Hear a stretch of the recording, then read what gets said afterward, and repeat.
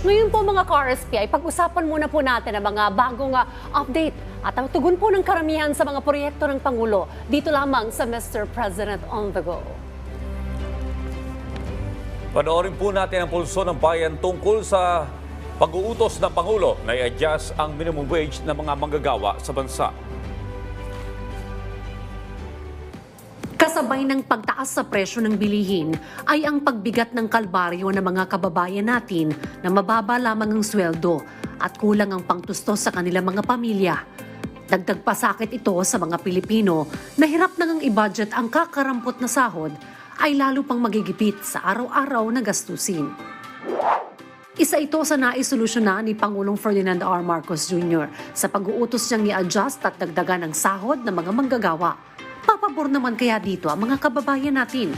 Alamin natin ang pulso ng bayan kaugnay niyan. Natutuwa na rin kami mga empleyado dahil magiging 710. Malaking tulong na po yun sa amin. Dapat na lang kasing taas na yung mga pangunahing bilihin. Di na kaya siguro sa mga may pamilya, di na kaya na pag di nila taasan talaga yung minimum wage. Sa panahon kasi ngayon, yung bilihin natin is pataas ng pataas. So yung minimum wage na yun is mas malaki yung may tutulong sa atin, lalo na sa pamilya natin para sa pang-araw-araw na buhay. Malaking tulong kasi kahit papaano yung matutustusan mo yung ibang pangangailangan mo. Kasi sa ngayon, sa mahal ng mga bilihin, halos hindi mo na pagkasyahin yung 1,000 sa isang linggo. Dati kasyang-kasya, ngayon wala na talagang pag-asa eh.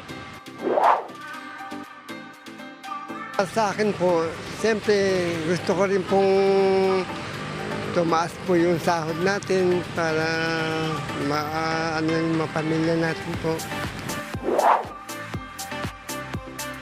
Pinag-aaralan pa kasi yan yung mga pagtaas ng sahod na yan. Kung ma-aprobahan niya, mas maganda rin para sa akin. Kasi sa panahon kasi ngayon, nagmamahal ang mga bilihin, kaya kailangan dapat itaas din yung sahod. Kailangan madagdagan talaga yung sahod. Lalong-lalo na ngayon, sa panahon ngayon, lahat nagsitaasan, super. Para ka nang nangdulo mo pag iniisip mo pa lang yung budget. Sapat nga ba ito para maibsan ang pangailangan ng mga mamamayan? Tumataas na rin yung mga pamasahe, tumataas na rin yung mga bilihin, mga gulay, bigas. So, apektado na rin yung mga pang-araw-araw na pangangailangan. Sa palagay ko nga kulang pa sa lumulubong mga pangunahing bilihin natin, lalo na sa bigas, ang taasan.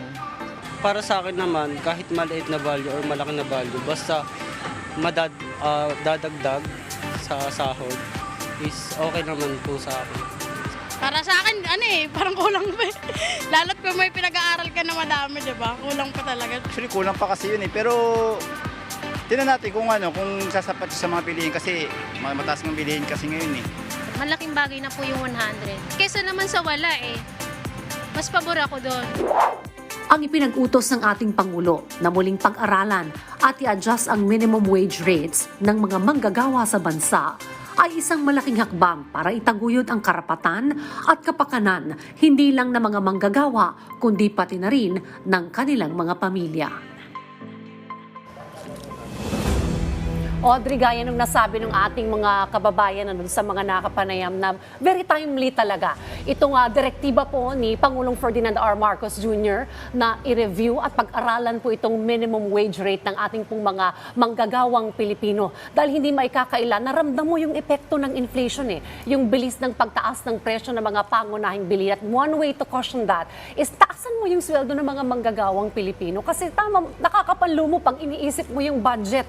Paano mo kakasyahin yung sweldo mo para tustusan yung pag-aaral, yung ipapakain mo sa pamilya mo araw-araw, yung pamasahe mo papunta sa trabaho. So very timely itong direktiba ng ating Pangulo na pag-aralan itong minimum wage ng ating mga kababayang manggagawa. Ayan, karamihan sa ating mga kababayan na manggagawa, pare-parehas yung hinaing. Tumataas ang bilihin pero ang kanilang sweldo ganun pa rin. Ito po'y pinakinggan ng ating Pangulong Ferdinand R. Marcos Jr. sa pamamagitan ng pag-aatas sa ating mga ahensya ng gobyerno na pag-aralan mo rito. Binigyan niya ng 60 araw ang Tripartite Wage and Productivity Board upang pag-aralan ito. Very timely at hindi lamang yan, pagdating sa labor sector, marami pang tinitignan na susolusyonan, maging ang mababang kapulungan ng Kongreso. Ito yung kung paano mapagtitibay, paano pa matutulungan yung mga manggagawang Pilipino. Isa na nga dyan yung pag-aaralan din, yung pag-aalis ng contractualisasyon. On the part of the Senate, naipasa na nitong 100 pesos additional wage para po sa ating mga manggagawang Pilipino, and they're waiting for the counterpart doon sa House of Representatives. Now, sa ating pong mga manggagawang Pilipino, nararapat po talagang ibigay sa inyo. Yung inyong mga pinaghirapan ay kung hanggat maaari ay yung sweldo na maibigay sa inyo ay kung sapat pang tustos sa inyong pamilya. Kasi major driving force po ang mga manggagawang Pilipino pagdating sa pagpapasigla ng ekonomiya ng ating bansa. Well, kapag sila tumaas ang sahod, gagastusin din naman yan Hindi naman iipunin yan. Pero sa mga kababayan po natin na nagtatanong, ba't hindi na lang basta itaas? Ba't kailangan mapag-aralan? Kailangan po itong pag-aralan ng ating pamahalaan dahil ang mga employer ay kailangan din pag-aralan kung kaya ba nilang magbigay ng wage increase. Dahil kung hindi, ang problema dito dayan, minsan nagli-lay off o nagbabawas ng mga empleyado. At sa pinaka worst case scenario, nagsasara po yung mga kumpanya. Kaya kailangan po itong balansehin. Well, mga ka-RSP, hanggang dito na lamang po muna ang ating talakayan ngayong umaga. Abangan nyo pa po kung ano pa mga update. Hatid namin sa inyo tungkol sa mga aktibidad ng Pangulo sa susunod na linggo. Dito lang sa Mr. President on the Go.